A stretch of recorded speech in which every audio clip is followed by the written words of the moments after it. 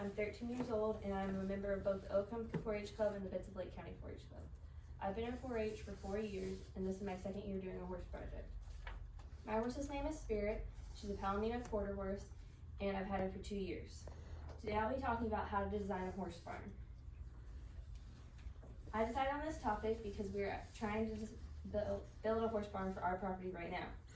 The main things that you want to consider when designing a horse barn are style of barn, sizing your horse stalls and storage spaces, location, and type of flooring. Let's go ahead and talk about the first thing, which is deciding on what style of barn fits your needs. I'm going to be talking about 2 different types of construction of barns and 2 different styles, as well as the pros and cons of each. Here in Florida, one of the most popular types of construction is a block barn, also known as a CMU barn, which stands for Concrete Masonry Unit. Some of the pros of a block barn is it's very durable, it's easy to clean, and it's fire resistant. Some of the cons are it's hard to remodel since you can't move stuff around as easy as you may be able to do with a wood barn, and it's prone to water seepage and it's more expensive. Another type of barn is a modular barn, also known as a prefab barn. This barn is pre-constructed and then brought to your property in larger pieces and put together. Some of the pros is it's more budget friendly, it's quicker to build, and there's less disruption on site because it's mostly built in another area. Some of the cons are it's not as customized and it's not as durable. Let's go ahead and talk about the different styles of barns. There's a shed row, a center aisleway barn, a pole barn, a run-in shed, and many more. Today I'm only going to be talking about the 2 most popular. A shed row barn is a great option if you don't plan on having many horses. It's usually smaller, more efficient, and a more efficient use of your space. It has better ventilation since it's open in the front and typically the back, and it's a more budget-friendly layout as well. Some of the cons are it's not as good for cold weather because, like I said earlier, it's usually open in the front and the back. It has less space and it's more exposed to the elements. The next barn I want to talk about is a center aisleway barn.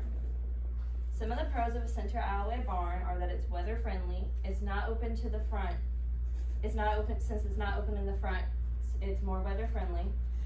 It has more space since it has an aisleway down the middle and space for stalls and storage spaces on each side. And you have the option to add multiple stories. If you look at my board, this is an example of the style that I decided for my barn. I'm going to have a center aisleway barn, I'm not going to have a second story, and I'm going to have a overhang on one side for a run out. Some of the cons of a center aisleway barn is it can be more expensive, it does not have much natural light, and not as good airflow. Now let's go ahead and talk about sizing your stalls and storage spaces.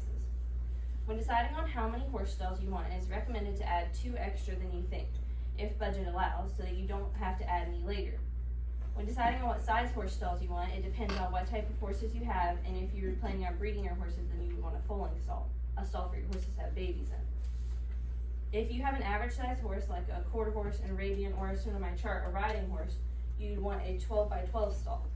But if you had a mini, you could go with something much smaller, like an 8 by 8 stall. But you would not be able to put any larger horses in that size stall.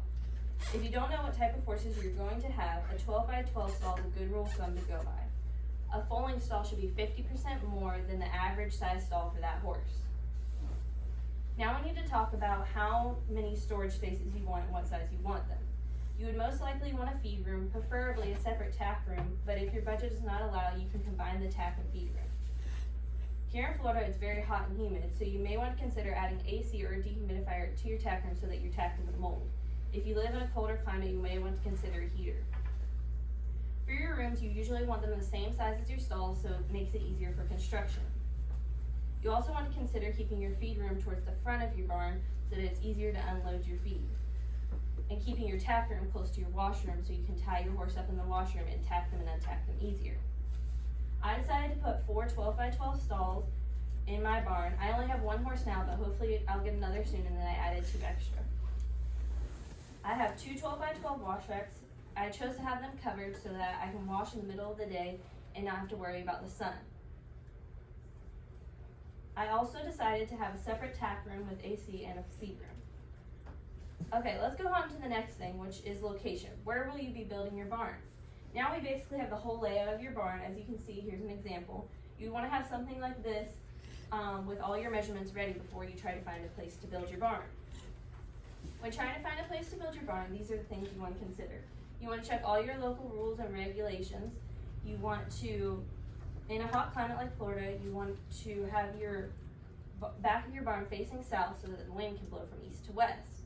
If you live in a colder climate, you want to plan the main doors facing the morning sun, east or south. Next, you should try to find a place that has somewhat level ground and easy access to water and electricity. The last thing we're going to be talking about is flooring. What type of flooring should you use for your stalls? I'm going to be talking about the two most common and the pros and cons of each.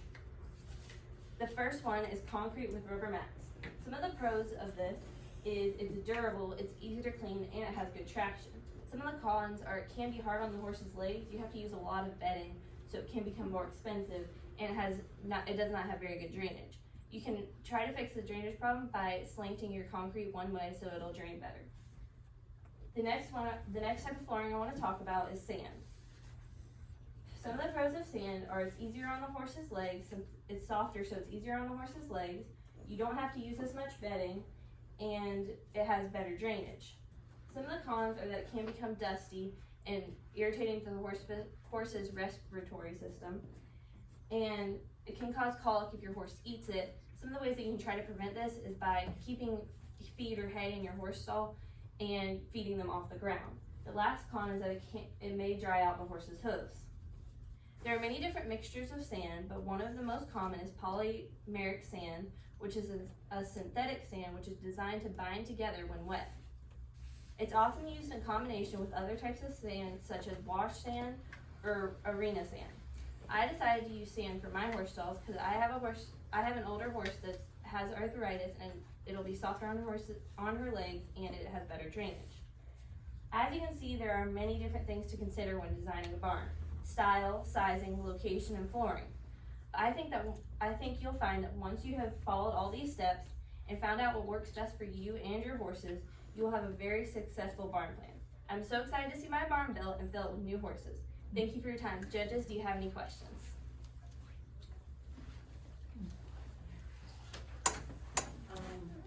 Where did you get your information on this? These are all my sources here. Oh, okay. I can't see that, so.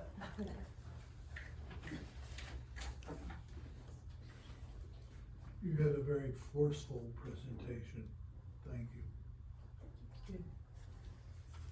Is that your completed one right down there? Is it completed? Yeah. That's all? This is just an example of Oh, what I'm yeah. going to have. That's an example of my design that I hope to build my barn. Oh, wonderful.